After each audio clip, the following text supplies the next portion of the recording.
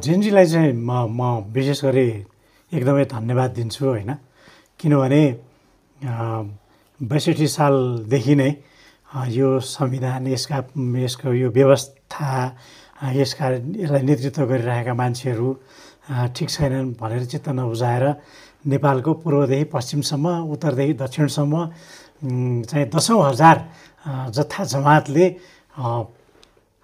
यसलाई कसरी विस्थापित गर्ने हो भनेर सरसल्लाहहरू गऱ्यो होला, बैठकहरू गऱ्यो होला होइन, लाखौँ बैठकहरू गऱ्यो होला।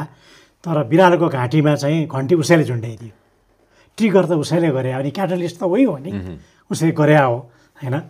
अब कसले त्यसलाई मेटलाइज गर्यो, त्यसले कसरी क्यापिटलाइज गर्यो अथवा हाइज्याक, त्यो पछिल्लो कुरा हो, त्यो नगरौँ। तर सुरु त उनीहरूले गरे हो होइन, त्यसलाई एकदम राम्रो कुरा मान्नुपर्छ हाम्रो, किनभने हाम्रो समय बच्यो, ऊर्जा बच्यो होइन, र एउटा उद्देश्य पनि पुरा भयो, यिनीहरूलाई चपरी मुनि पुर्याउनुपर्छ भन्ने लक्ष्य अगाडि बढ्यो।